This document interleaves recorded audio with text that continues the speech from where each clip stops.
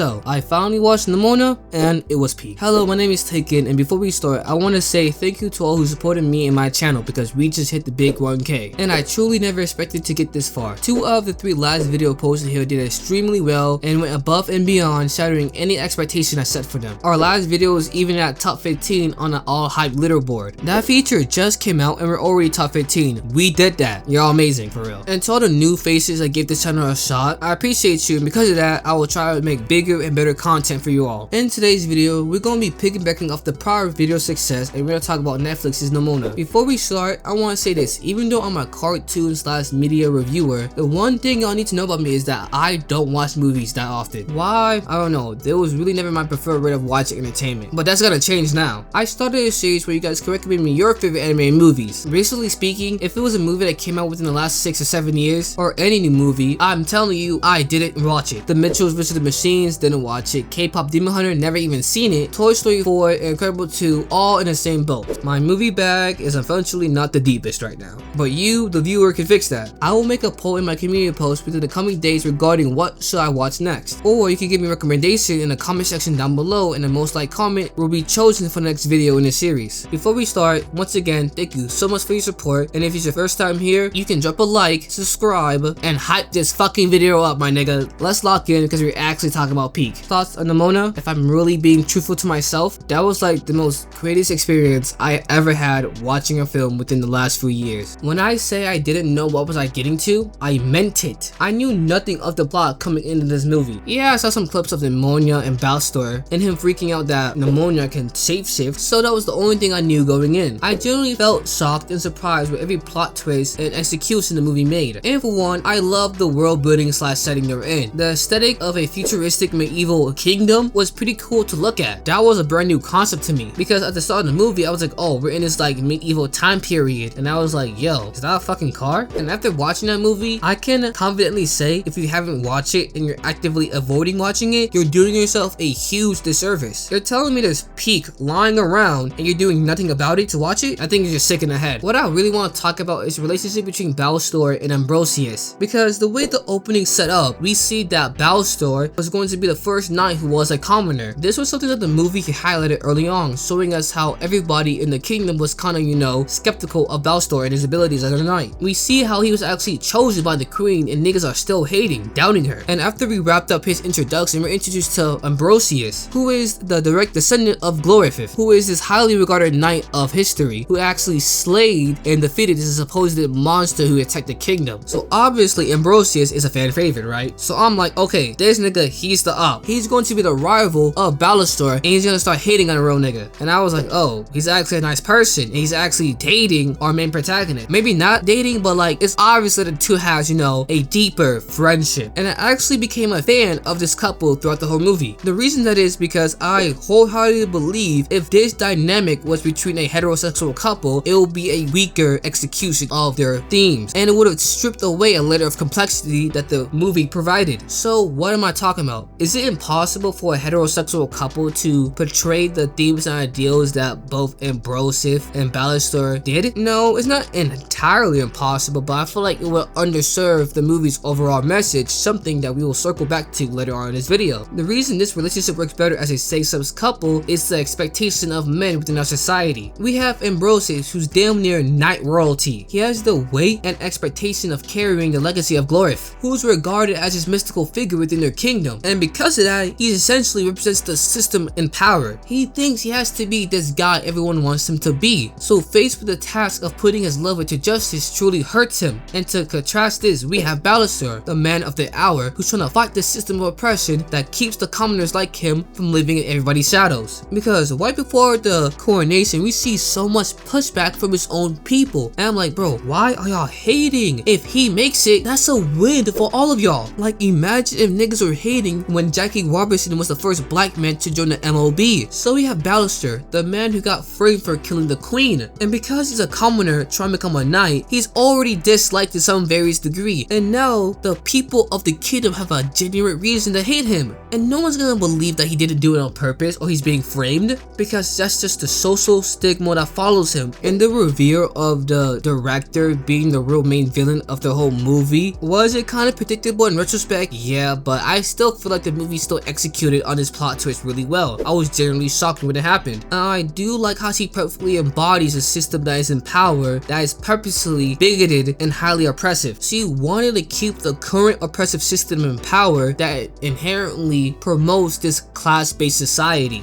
And the potential of Battlestar actually becoming a beloved knight can shake that whole class system. And for the remainder of the video, I want to refer to her as the dictator because oh my god, I can't stand her anymore. If this video get 100 likes, I really want to drop my first villain video essay on her because there's a lot to talk about here with her character. So now let's talk about the real star of the show, Nimona. Who is Nimona is a question that keeps being repeated throughout the whole course of the movie. And I think I actually got the answer. Nimona is Nimona. And I know that might sound a little bit cliche and cringy, but hear me out. Nimona's identity was something that always being called into question. What's her backstory, where she came from, how does her powers work? My biggest takeaway from the movie is that it's okay to be different, and sometimes we just need to accept people for who they are, no questions asked. Because who Nimona is showed through her character, how she acts, how she thinks. Even though early on she tries to be this villain, we know that that's not actually who she is. She's actually a good kid. I'm using the term kid lightly here. The point is, she's a good person. It's just that she was treated as a monster, so in return, she acted more monstrous and trying to be more,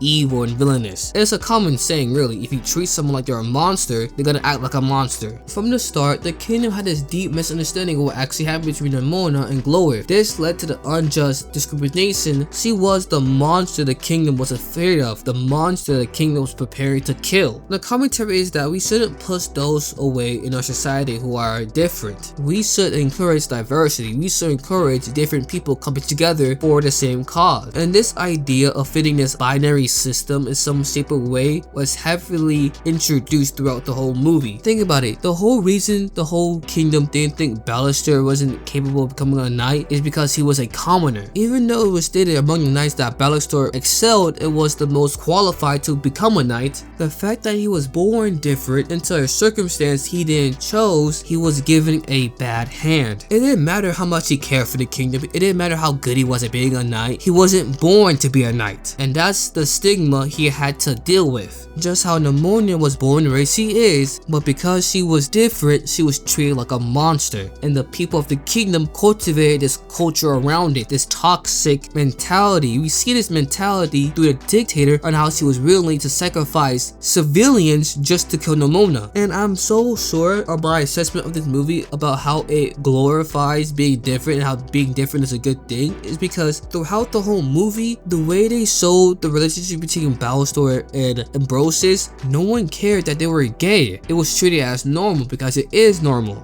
And that's where the story thrives actually. Every bit and quirk and trait of this movie just screams different. It takes place in a futuristic medieval time period. Come on, that's not generic or anything. It centers around a gay same-sex couple, and we don't get that too often in a cartoon, especially if it's gay men. The best way a story like this can thrive on valuing unique and differences of other people is by centering the idea around a relationship that goes against the grain of our society. Because it doesn't matter how you feel about someone, everyone is deserving of respect and love. That's the bare minimum, and it's simply the right thing to do. This is love, this is our hero, and this is Nimona. And this whole movie is peak. I'm glad that I watched Nimona. I didn't expect to really enjoy myself the way I did, and it makes me wonder how much more animated movies I'm missing out on. Come on guys, y'all gotta put me on game right now. I'm your host Taken, and we do a little reviewing around here. Peace out.